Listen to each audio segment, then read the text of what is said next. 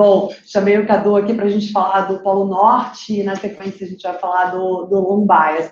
Bom, Cadu, a gente teve um trimestre aí super positivo, né, para o Polo Norte. Acho que o nosso cotista que entende o processo de investimento do fundo e a baixa correlação histórica que o fundo tem com o mercado, diversos índices, conseguiu ver isso na prova efetivamente esse trimestre, né? A gente teve alguns eventos, o evento da Petrobras, aí eu acho que foi o mais notório, a bolsa caiu 4,90, aí o fundo conseguiu subir, acho que 0,72, alguma coisa assim. Então, realmente, foi um trimestre bastante positivo, né? Então, se você puder comentar aí para o nosso cotista quais foram os principais drivers de performance do fundo desse TRI. Tá bom. Bem, boa tarde a todos, obrigado aí pelo tempo.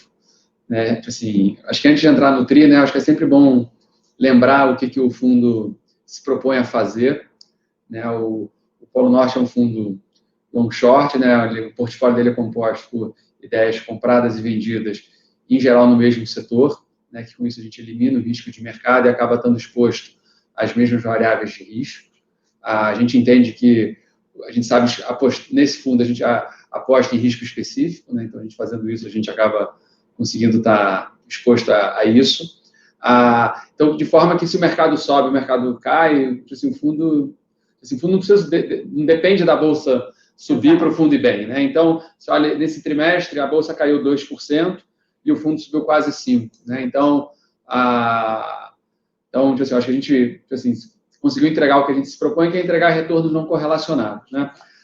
Obviamente, não é sempre isso que vai acontecer, né? Da bolsa cair e o fundo subir, então a bolsa pode subir, a gente pode cair, tá? Mas acho que esse trimestre realmente, sem dúvida nenhuma, foi bem positivo, né? Eu acho que tinha algumas teses que a gente já tinha carregando há algum tempo que se materializaram, né? Eu acho que um exemplo é o spin-off de Pão de Açúcar. A gente tinha uma posição em Pão de Açúcar já há muito tempo, né? A gente aumentou essa posição no meio da pandemia no ano passado, estou falando de março, abril, e demorou muito tempo para dar certo, né?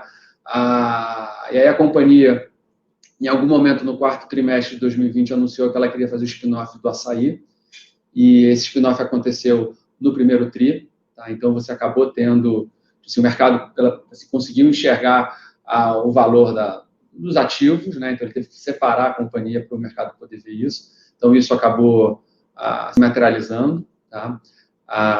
Desde então, esse papel, quando você olhava, o combo estava negociando próximo de R$90, hoje está negociando próximo de 120, tá? Então... E a gente tinha short em Carrefour. A gente tinha um short bem pequeno em Carrefour, que a gente diminuiu naquele evento do Black Friday do ano passado, né? Triste. Mas o Carrefour é uma empresa super bem tocada, né? Recentemente eles anunciaram a compra do BIG, que muito, assim, aumentam, né, o tamanho da companhia, mas o short hoje é bem pequeno, mas a nossa principal aposta era Pão de Açúcar, que a gente entendia que o Pão de Açúcar, onde ela estava negociando, era uma fração do que ela poderia ser. Tá? Então, isso, de certa forma, aconteceu. Dado o evento, a gente diminuiu um pouco a posição, mas a gente continua carregando. Mas a gente está posicionado agora em açaí ou em Pão de Açúcar? Em açaí. Em açaí, legal. Se a gente pudesse voltar atrás, teria mais exposto em Pão de Açúcar, porque Pão de Açúcar teve uma performance melhor do que açaí, mas paciência. Eu acho que esse foi um trade que a gente apostava já há muito tempo, então, que aconteceu. Você teve também no setor de bancos uma posição comprada em Pactual e vendida em Banco do Brasil. Tá? Essa posição também teve um desempenho positivo. O short aí, né, na verdade, que acabou protegendo. Exatamente. Muito. Toda essa discussão de governança, né, que teve em Petrobras, mas também teve em Banco do Brasil, acabou assim, depreciando um pouco o valor do Banco do Brasil. Então, dado que a gente estava vendido, a gente acabou se beneficiando um pouco disso. Né? E a gente acabou reduzindo um pouco ou mantivemos? Reduzimos um pouquinho. Tá? A gente entende, tipo assim, tem toda essa onda, né, de banco digital, né, o Pactual agora comprou a participação no Pan-Americano. Então, acho que tem muita coisa acontecendo ali que a gente assim, justifica a gente manter o investimento. Tá?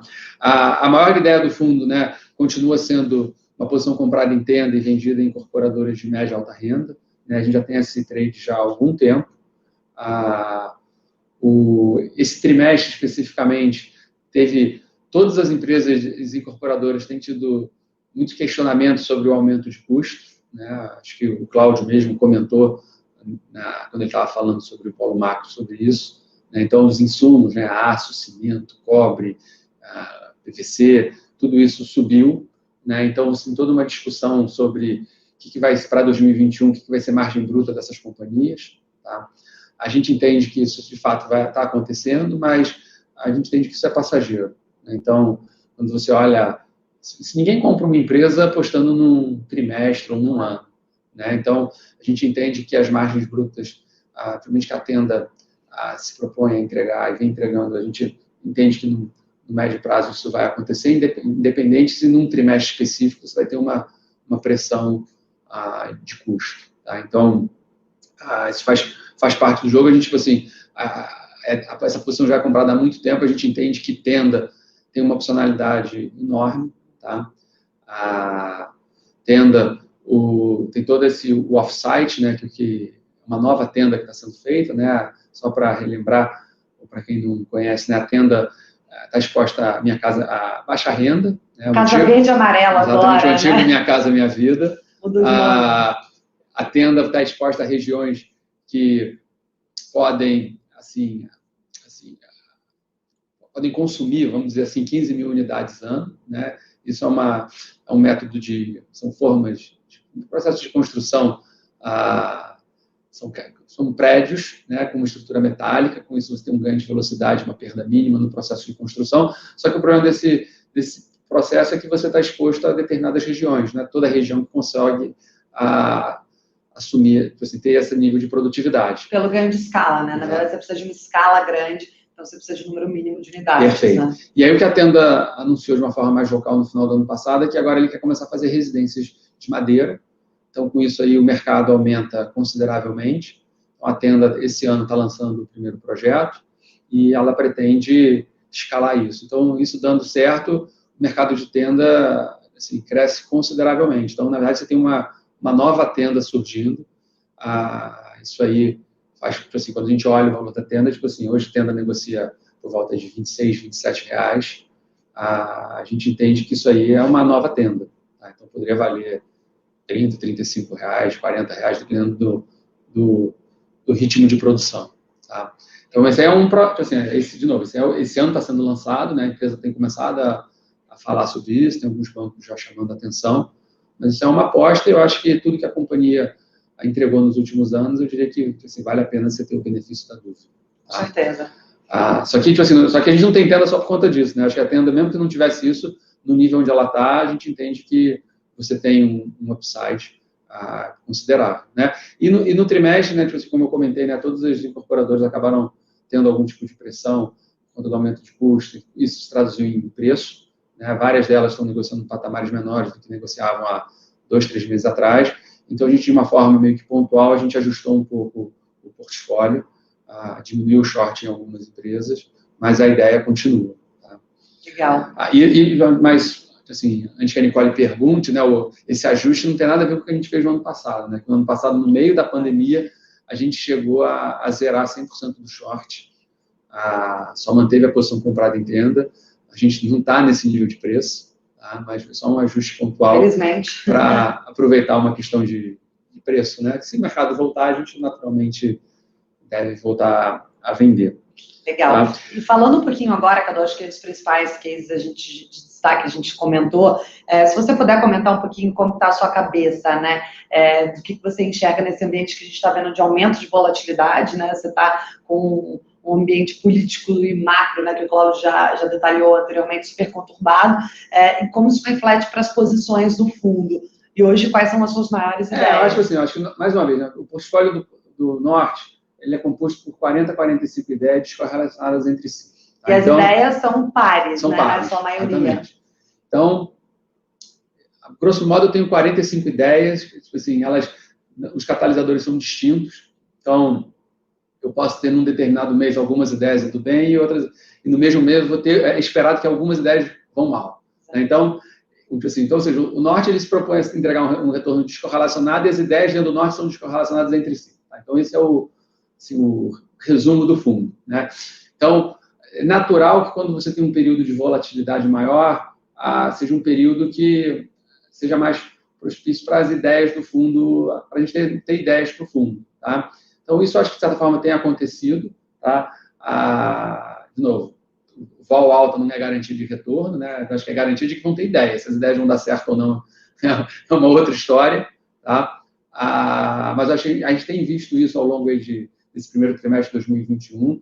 Tem tido várias ideias sendo adicionadas para o fundo, algumas ideias se maturando, outras entrando, algumas ficam um pouco tempo no portfólio, tá? Mas o que a gente vale a pena lembrar que essa estratégia da Apollo já existe há quase 18 anos. Né? Então, a gente está vendo agora uma coisa que já se repetiu no passado, em várias vezes no passado. Tá? Então, não é uma novidade.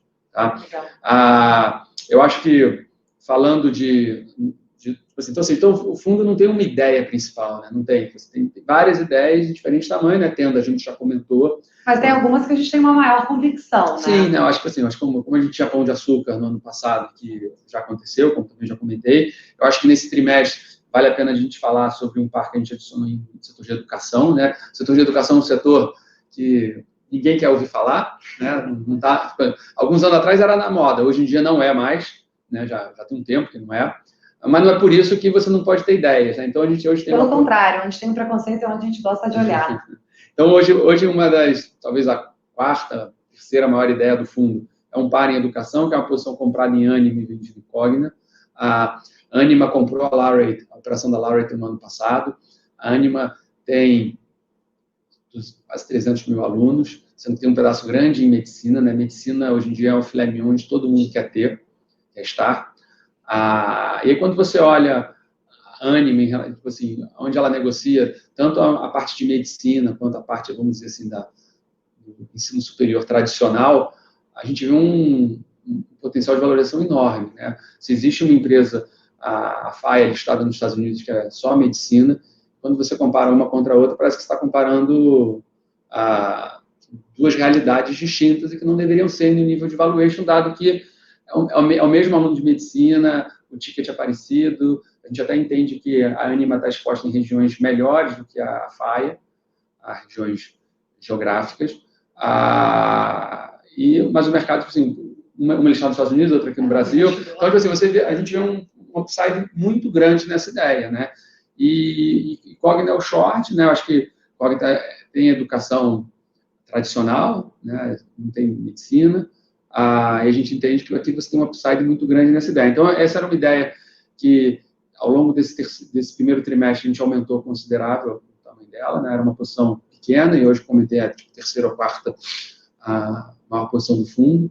Isso aí mostra o nosso grau de convicção. Tá? Então, foi uma mudança que a gente fez no trimestre. Tá? E um outro trade também que a gente tem, que também a gente já carrega desde o ano passado, é uma posição, é uma ideia no setor de mineração, onde a gente tinha comprado em Vale e vendido em Rio Tinto e Fortescue. E a ideia é que por trás, o catalisador por trás dessa ideia é o minério de ferro. Né? O minério de ferro está $170 a tonelada. A gente entende que esse preço é para baixo, é um preço que vai ser difícil ser mantido nesse nível. A probabilidade de você ter uma queda é maior, né? Que é sempre como a gente trabalha, né? A gente traça cenários e atribui probabilidades para esses cenários. Se a gente atribui uma probabilidade maior para a queda do minério de ferro, a gente vai se posicionar para tal. Exatamente. Então, a gente entende que o preço do minério é para baixo, e sendo para baixo, a gente entende que a Vale, por mais que venda, o principal produto dela é minério de ferro, ou seja, ela vai sofrer, a gente entende que ela vai sofrer menos do que Rio Tinto e Fortescue.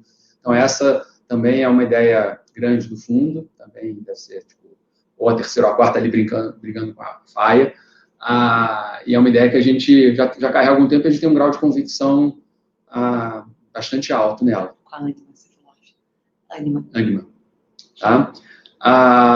Então, eu acho que do Polo Norte, eu acho que essa é a ideia. Tá? Legal.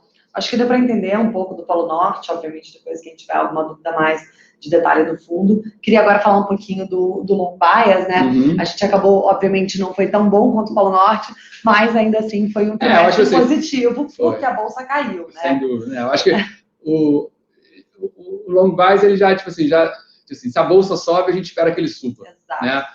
Como se a bolsa caiu, acho que, infelizmente, a probabilidade dele cair é grande também. Tá? Mas já ele tendo subido já foi uma boa coisa. Porque é um fundo que roda com uma exposição comprada bem relevante, né? A gente tipicamente roda com uma exposição comprada, quando a gente ajusta por beta, vai entre 70% e 80%.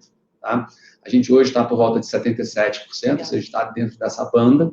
Né? Mas no trimestre, como a gente falou, né? A Bovespa caiu 2% e o long buy subiu cerca de 2,2% no trimestre. Ou seja, foi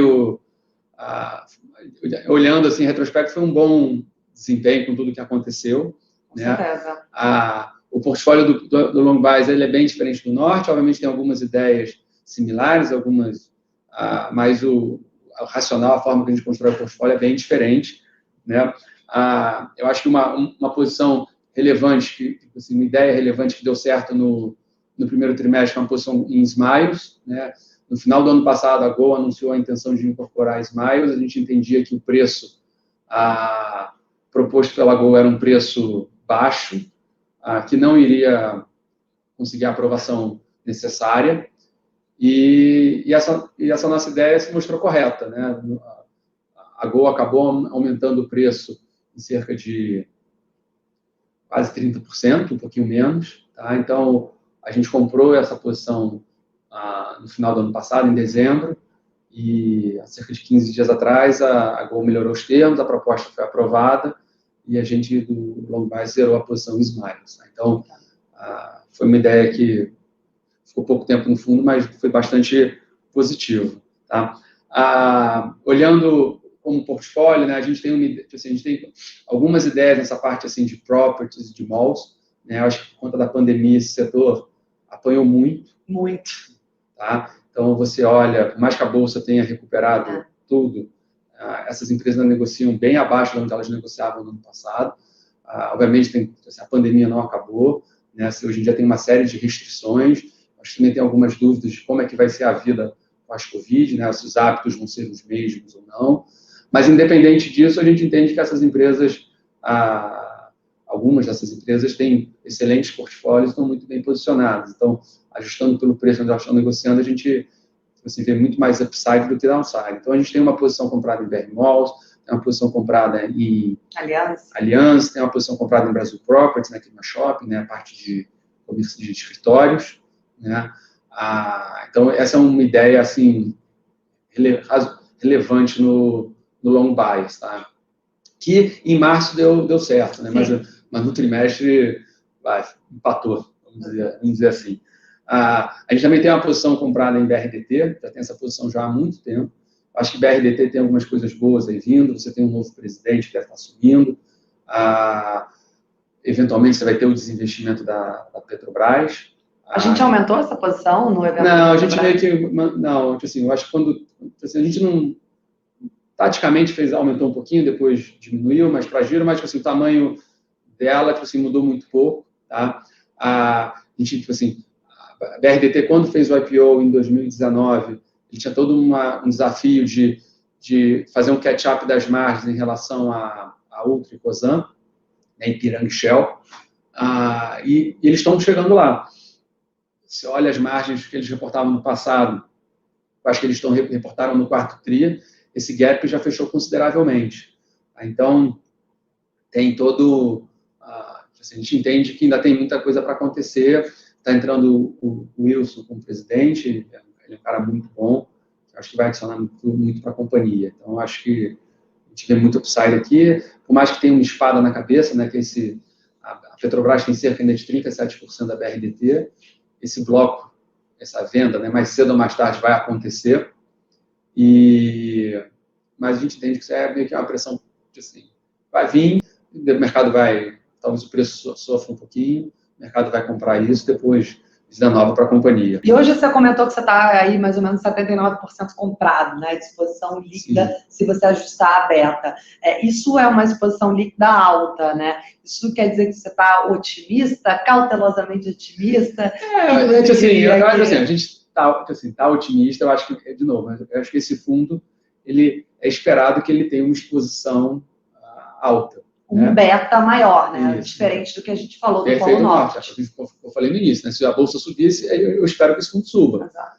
Tá? Isso aí vem por causa do beta. Tá? Então, a gente tem... Tá está rodando nesse 79, né? Como eu comentei, a banda é alguma coisa entre 70 e 80, então a gente está nessa banda de cima, mas isso não quer dizer que a gente possa estar rodando com 100, como a gente já rodou no passado, ou estar rodando com menos, como também como já rodou. Né? Mas o número, você vai esperar na maior parte das amostras, é uma coisa próxima entre 70 e 80. Tá? A exposição bruta dele está rodando na faixa de 165%, tá? Que também eu diria que é um número que a gente pode tipicamente esperar, esse nível de exposição bruta. Tá? Legal. E falando um pouco das principais posições do fundo, né? Você já comentou de algumas quando a gente falou dos destaques, mas tem alguma outra que você acha assim, acho que, por exemplo, Anima, a gente tem aqui nesse fundo. Mas a gente não tem o short. Tem o seco, né? Anima eu estou comprado seco, enquanto que no Polo Norte a gente está vendido incógnito. Né? A parte de shopping e BR Properties a gente já comentou. A gente tem uma posição comprada em Oi. Oi, você tem cerca de 5% a 6% do fundo em Oi. Tivemos notícia, né? Tivemos notícias, mas é aquele famoso compra no boato, vende no fato, né? Então, a Oi ontem anunciou a venda para o BTG, não a venda, né? Deu a opção de compra para o BTG da fibra, né? Que é a infra, como eles chamam, num preço que há um ano atrás o pessoal vai falar que era um preço maluco, que era um enterprise value de 20 bilhões, e é esse preço que ele tem. Então, você vai ter um leilão marcado aí, provavelmente, para o final do segundo TRI, início do terceiro TRI. Provavelmente o BTG vai levar por esse preço. Né? Se alguém oferecer mais, o BTG tem a opção de igualar o preço. Tá? Eu acho que a Oi, ao longo desse último ano, ela vendeu a móvel, vendeu a fibra. Não, vendeu a fibra não, avaliou a fibra em 20 bi, né? Ela está vendendo 58% da fibra por esse preço. Ela vai continuar mantendo uma participação relevante na fibra. Tem todo um trabalho sendo feito de gestão, de custo. Acho que tem muita coisa para acontecer na Oi ainda, tá? Mas, como a gente brincou, né? O mercado tinha uma expectativa de preço, acho que o preço entregou, mas talvez algumas pessoas esperassem mais, não sei, é difícil de falar. Tanto que ela anunciou ontem, o papel caiu ontem, caiu um pouquinho hoje, mas a Oi está negociando por volta de 1,81, 1,82. A gente entende que Oi vale pelo menos 2,60, 2,70, assim, sem muito mágica, tá? Acho que tem muita coisa para acontecer. Agora, olhar a Oi, como é que vai ser a companhia. Eu acho que o mercado tem um pouco de dificuldade ainda de olhar a Oi. Eu acho que existe um preconceito grande. É uma empresa em recuperação judicial. Esse processo só deve ser encerrado no final do ano. Você tem vários fundos que não podem comprar empresas em recuperação judicial. Então, isso se acaba limitando um pouco os investidores. Mas é uma posição que a gente gosta. Como eu falei, é uma posição em torno de 5% no long bias. Tá? Legal. Tem alguma outra posição? Tem a posição comprada impactual aqui também. Verdade, sem short, né? Em BB, nesse caso. Eu acho que no long bias a gente acaba tendo algumas ideias assim, um pouco diferentes. Então, por exemplo, a gente recentemente comprou uma posição em positivo, uma posição de pequena para média que deu super certo. É uma empresa que ninguém olha. Fora do radar, total. Total, quando você olha o que a empresa está fazendo, ela deveria negociar, vale muito mais do que ela vale. Então, a gente montou uma posição pequena, né? A gente montou 3% do fundo, hoje já virou 4%, que o papel subiu 35% desde que a gente comprou. Caramba! Tem um mês. Então, é uma ideia pequena, pequena não, é uma ideia diferente, tá? A gente aqui no fundo, a gente não tem muito preconceito em relação ao que pode entrar no fundo. Eu acho que se você tem uma ideia boa, a gente vai colocar essa ideia para dentro, independente de quanto ela negocia, qual o valor de mercado, se está em recuperação judicial. Mas, obviamente, o sizing... Você ajusta, exatamente, essa questão de tamanho, você ajusta pelo tamanho da posição no fundo. Né? Então, se é uma empresa que não negocia muito, eu posso estar até exposto, mas eu vou ter um tamanho menor, porque em algum momento eu tenho que vender. Né? Isso é até interessante e positivo, acho que vale nesse comentário. A gente tem a debênture na parte de crédito, né? Então, essa sinergia entre o time de equity e de crédito, ela é bem importante, ela é presente no dia a dia mesmo, aqui nos fundos. E essa ideia veio, quem chamou a atenção foi o pessoal de crédito. Exatamente. Então, a gente agradece a contribuição deles.